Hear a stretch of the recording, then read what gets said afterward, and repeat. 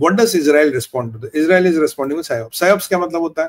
Israel ने actual footage देख ली, वो जो इनके ट्रके ड्रोन लेके जाए उनको ध्वस्त कर दिया। मोसाड के ऑपरेटिव्स ईरान के अंदर पहली बार मोसाड के ऑपरेटिव्स ने वो छोटे छोटे रॉकेट लॉन्च किए और इनके लॉन्चिंग साइट्स को डिस्ट्रॉय किया।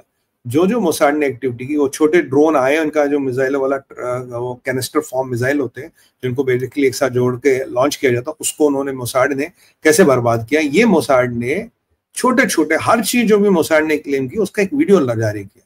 अब ये वीडियो साहब पूरी दुनिया में गए। अब जब पूरी दुनिया में ये गए तो आप झूठ कैसे बोलिएगा? आप कैसे बोलिएगा ये नहीं हुआ था? और तुम्हारा साला फर्जी वीडियो जिसको देखे तो मतलब 4 साल का बालक भी आज के डेट में बोलेगा भैया इससे अच्छा कर लेते, इससे अच्छा तो वीडियो मैं ही बना लूंगा।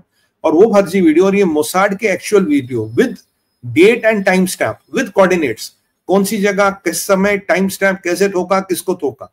तो जैसे मैं पाकिस्तानियों को हमेशा कहता था, मैं कहा अल्लू के पट्टो तुम कह रहे हमने राफेल गिराया, जरा टाइम स्टैम्प तो बताओ, एक पिक्चर तो दो, रडार का ही स्नैपशॉट दो, ये था, ये सेक्टर था, ये ईआर सिग्नेचर था, इस समय आपने आपका राफेल गिराया। कि पाकिस्तान के पास तो कुछ है नहीं। यहाँ मोसाड के पास हर चीज दे रही है, आपको टाइम स्टैम्प दे रही है, जगह दे रही है, समय बता रही है, बोले जी इस समय पे हमने इसको यहां ठोका था। ये फर्क होता असली और फर्जी बाड़े में। ये इनका तो पाकिस्तानियों का तो पूरा एक पाकिस्तानी का एंगल भी निकल आया। जरा रुकिएगा पाकिस्तानियों, तुम्हारा भी कोई कच्चा चिट्ठा निकल आया, उस पर भी बात करेंगे भी, रुकिएगा। तो यहां साइऑप्सिस का जवाब दे रहा है, ये बेचारे परेशान कर रहे हैं, अल्लाह अब क्या करे। इतने में ईरान और पागल हो गया। ईरान जब पागल हो गया तो इसने धमकी दे डाली है फिर किसको? अमेरिका को, फ्रांस को और यूके को। बोला अगर तुमने ये जो हमारे क्या है इनके जो हमारे इस्लामी टेक इनका भी इस्लामी टेक ही है ना, अगर जो हमारे इस्लामी टेक को तुमने रोकने की कोशिश की। अच्छा बाय द वे ये शाही ड्रोनों वोनों की फैक्ट्रियां सब गई, शाही ड्रोन वोना स्टोरी ओवर, कहीं नहीं बनेंगे। तो इन्होंने बोला जो हमारा इस्लामी टेक आपने रोका, जिस मिसाइल पे रखा जमजम, शाहीन, गजनी, गाजी, पता नहीं क्या क्या, करबला, पता नहीं क्या क्या लिखा है इन्होंने। तो भैया अगर तुमने ये रोका हम तुम पे हमला कर देंगे, हम तुम्हारी हर बेसिस पे हमला करेंगे। अबे अल्लू के पट्टो, बे दिमाग है क्या है? मतलब लिटरली मैं बहुत नहीं वर्ड नहीं यूज ना करना चाहता, आजकल मेरी भाषा पे संयम बहुत है। मतलब तुम्हारी अपनी लगी पड़ी है और तुम दुनिया भर को धमकियां देते फिर रहे हो। मतलब किसको धमकी दोगे? अमेरिका को, यूके और फ्रांस को। मैं तो कह रहा हूं लगे हाथे पुतिन को भी धमकी दे दो, तो सब आके तुम्हारे ठोक देंगे। अगर इनमें से 2 भी आ गए, अमेरिका के साथ अगर फ्रांस आ गया, तो अगर इजराइल तुम्हें वैसे ही ठोक रहा है, तुम्हारी तो बेटा इतनी लगेगी, Tehran will bloody burn. Have you gone mad? You want millions to die? मतलब है क्या ये मुल्लों का दिमाग खराब है ईरान के रेजिम का। इसीलिए मैं हमेशा कहता था जब डोनाल्ड ट्रंप इससे बात कर रहे थे, you are talking with the terror regime. आपने इन अल्लू के पट्टो टेररिस्टों को लेजिटिमेट किया है। You should not spoken to them because they are terrorists, that's what they are. आज ये पूरे ईरान की जनता को, इनको क्या फर्क पड़ेगा, तो बंकरों में डूब जाएंगे। पूरे ईरान की जनता को इन्होंने टारगेट बना दिया और किस दुनिया भर के लोगों को धमकी दे रहे हैं। पर अब यूएस क्या करेगा? यूएस इंटरसेप्ट कर रहा है। यूएस कह रहा भैया देखो मैं पार्टिसिपेट नहीं करूंगा, पर मैं इंटरसेप्ट करूंगा। अब आप बोलेंगे फ्रांस का नाम कहां से आ गया? क्योंकि कल आपको मैंने बोला था कि मैक्रोन साहब ने कहा भाई हम ईरान पे हमला नहीं करेंगे, पर अगर इजराइल पे हमला हो विल डिफेंड इजराइल। तो इजराइल के पास आज फ्रांस का पूरा सपोर्ट है, अमेरिका का पूरा सपोर्ट है। यूके कह रहा ना इधर ना उधर। पर अगर इन्होंने यूके को छेड़ दिया तो वो भी तो जाके इनको ठोकेगा, तो ये यहाँ पे परिस्थिति है ये। पर अमेरिका अपना काम कर रहा है, कुछ फर्क नहीं पड़ रहा है। बाकी इन्होंने जी 5 बंदे अरेस्ट कर लिए। अब ये जो मोसाड का जो जीनियस सामने है, जो मोसाड ने गजब का काम किया, इसको देख के पूरी दुनिया में हड़कंप मचा कि मोसाड का एक नया कम्बैट यूनिट है क्या मोसाड अब एनिमी लाइंस के अंदर मिलिट्री एक्शन करता है। सुनने में है कि मोसाड का एक कमांडो यूनिट भी है, ये पहले नहीं पता था। तो अब सुनने में है कि मोसाड का एक कमांडो यूनिट भी है, जो बेसिकली कमांडोज है, they only do intelligence gathering and they do very discreet action as and when it is required. वैसे हमारे रॉ में भी कमांडोज होते हैं, ऐसे में ये नहीं मोसाड में कमांडोज होते हैं। रॉ की अलग से कोई कमांडो यूनिट नहीं होती जहां तक मुझे पता, बट रॉ में भी एस कमांडोज को रॉ में भर्ती किया जाता है।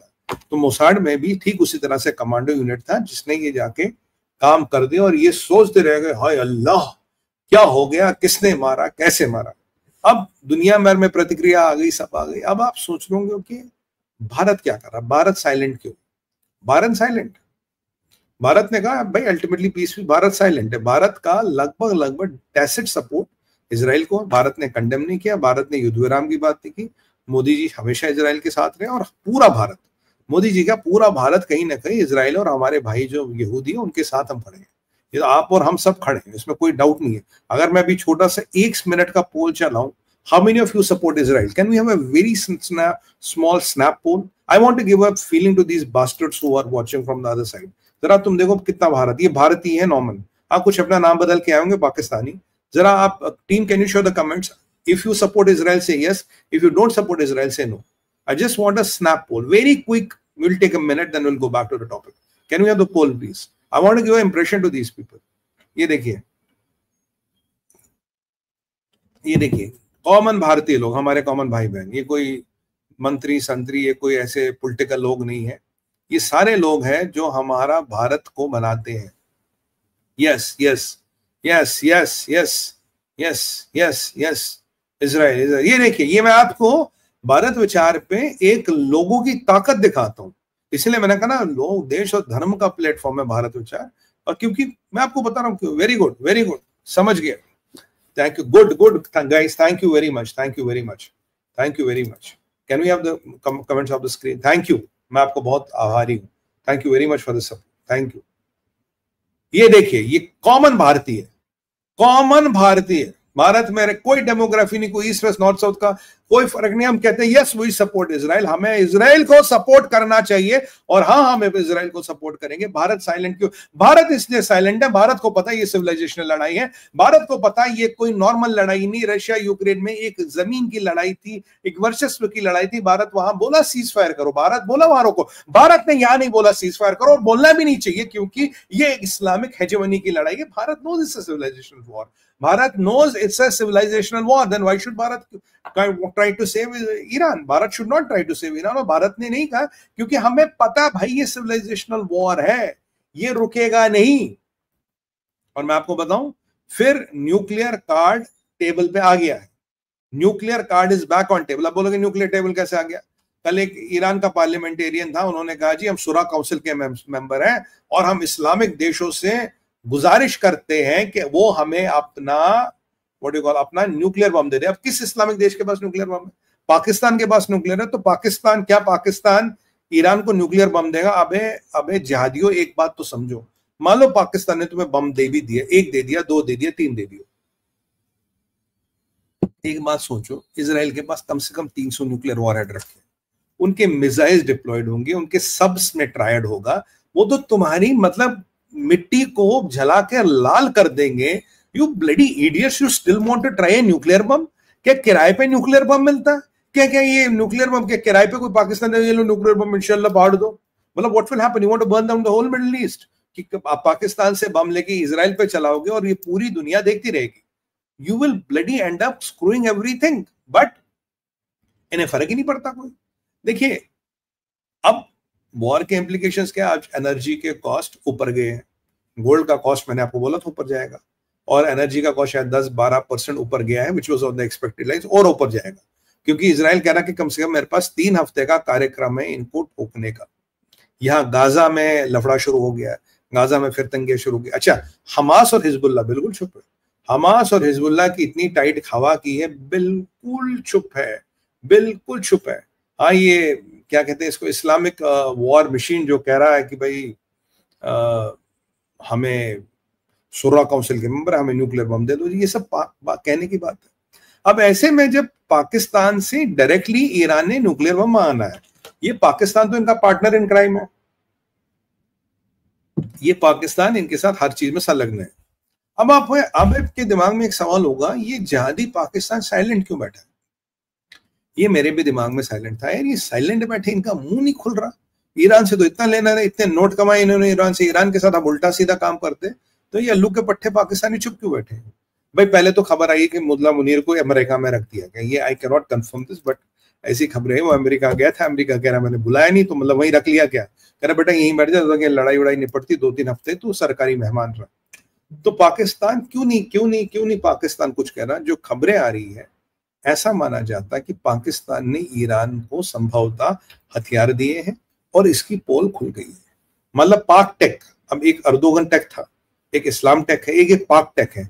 तो क्या पाकिस्तान के हथियार क्या पाकिस्तान के हथियार जनाब पकड़े गए हैं? क्या पाकिस्तान ने हथियार दिए हैं? ये एक बहुत इंपॉर्टेंट सवाल कह रहा हूं, क्योंकि अगर आप देखेंगे, क्योंकि पाकिस्तान के साइलेंट का एक ही कारण है कि अगर मैंने हथियार दिए,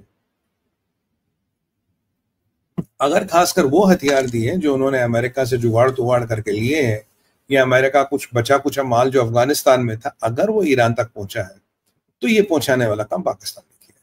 और अगर ये पहुंचाने वाला काम पाकिस्तान ने किया, तो अमेरिका तो जो तुम्हारा करेगा वो करेगा, पर इजराइल तुम्हारी वाट लगा देगा। और इजराइल ने तो एक गुड टाइम्स में कहा था कि इंदिरा जी से हम आते हैं, इनके सारे न्यूक्लियर इंस्टॉलेशन को उड़ा देते हैं। मुझे लगता तब वो करना चाहिए था, हमसे गलती हुई। पर एक नया कार्ड तो आ गया ना इसराइल का। इसराइल ने एक नया कार्ड बताया है कि न्यूक्लियर इंस्टॉलेशन को उड़ाया जा सकता है। You can dismantle nuclear installation. ये तो इसराइल कह दिया ना, करके दिखा दिया ना भाई। आज के दिन, आज की 21वीं सदी में करके दिखा दिया, एक बेंचमार्क बन गया। अगर भाई इसराइल कर सकता तो भारत क्यों नहीं कर सकता? भारत को भी करना चाहिए। जिसके पास शक्ति है वो करेगा भाई, हम तो कर ही सकते हैं। तो ये, और इतने में तुर्की और कतार भाई साहब डायरेक्ट ईरान के पीछे आ गए। बिल्कुल तुर्की और कतार का ईरान को पूरा पूरा समर्थन मिल गया है। They are bloody backing them and they are saying कि भाई हम इनके साथ। और याद करिए, कतार में अमेरिका बहादुर का सबसे बड़ा नेवल बेस है मिडिल ईस्ट का। 10,000 से ज्यादा लोग हैं उनके उस बेस पे। टोटल 50-60 हजार लोग उनके कभी भी मिडिल ईस्ट में डिप्लॉयड होते हैं। 10,000 से ज्यादा American soldiers are in Qatar in that biggest naval base. वो कतर कह रहा मैं ईरान के साथ हूँ, और उस ईरान के भेजे हुए मिसाइल्स इंटरसेप्ट करा यूएसए। और उस यूएसए को कतर ने ईरान ने धमकी दी, अगर तुमने ये मिसाइल इंटरसेप्ट किए तो मैं तुम्हारी बेसिस पे हमला करूंगा। तो मतलब सवाल ये है कि यूएस की बेस में कतर में हमला होगा? क्या ये कतर पे हमला होने वाली परिस्थिति बन रही? क्या ईरान कतर को भी टारगेट कर सकता है? बड़ी इंपॉर्टेंट चीज है जो देख रही है। और मतलब देखिए, ये जो अभी आप देख रहे हैं ना, इट्स लाइक वेस्ट एशिया में 1947 वाला परिस्थिति। एक वेस्ट एशिया में मूवमेंट हुआ था 1947 में, एक वैसी परिस्थिति है। ये कोई छोटी मोटी लड़ाई नहीं है, दो देशों के बीच की लड़ाई नहीं। रशियन यूक्रेन लड़ाई का ऐसा इंप्लीकेशन नहीं था। रशियन यूक्रेन लड़ाई एक बड़े महायुद्ध में तब तक नहीं बदलती जब तक अमेरिका के सिपाही और रशिया के सिपाही एकदम आमने सामने नहीं आते, जो दुनिया में कभी होगा नहीं। बट ये लड़ाई धीरे धीरे धीरे धीरे बढ़ रही है। और जब ये लड़ाई बढ़ रही, दुनिया क्या कर रही? रशियन भाई वॉच कर रहे चुपचाप। भारत लड़न दो, निपटन दो। हम कहते हैं ना, चाइना ने तो दूरी बना ली, कहता मैं तो तुम्हें जानता ही नहीं, मैं तो तुम्हें जानता। देखो चाइना की एक अच्छी बात है, उनकी फटती बहुत जल्दी है। Sorry, I have to use this word, क्या करूं। तो चाइना की फटती बहुत जल्दी। चाइना ने तो अपनी दूरी बना ली है। और यूरोप क्या कह रहा है? यूरोप कह रहा है शांति शांति शांति, पर शांति में है क्रांति। क्योंकि फ्रांस, जर्मनी और यूके का कहीं ना कहीं सपोर्ट तो है ही। फ्रांस तो खुल के आ गया, जर्मनी को भी आना पड़ेगा और आपके यूनाइटेड किंगडम को भी आना पड़ेगा। अगर ये बड़ी 5 महाशक्ति है, भारत चुपचाप बैठा, हाथ साफ कर लिया। रशिया चुपचाप बैठा, मैंने बोला था ट्रम्प से एग्रीमेंट हुआ है। चाइना ने दूरी बना ली। यूरोप कह रहा शांति शांति, और कुछ अंदर के जो यूरोप के सूत्रधार हैं वो कह रहे हैं शांति के अंदर की क्रांति। तो ये वाला यूरोप का जो एक आपको बहुत एक अजीब सा सपोर्ट मिलेगा। मैं तो कह रहा हूं, अगर आप भाई थोड़ा खुल के बात की जाए भाइयों, मैं कह रहा हूं भारत डायरेक्टली इसराइल को सपोर्ट कर रहा है। हर चीज बताई नहीं जाती, हर चीज कही नहीं जाती, हर चीज के पर्चे नहीं फाड़े जाते, बैनर और पोस्टर नहीं लगवा देते। जो सपोर्ट करना था डिप्लोमेटिकली, कोई भी इसको डिकोड करो, इसका भारत सपोर्ट कर रहा है। और हाँ, भारत ये भी चाहेगा कि मुल्ला रेजिम जाए,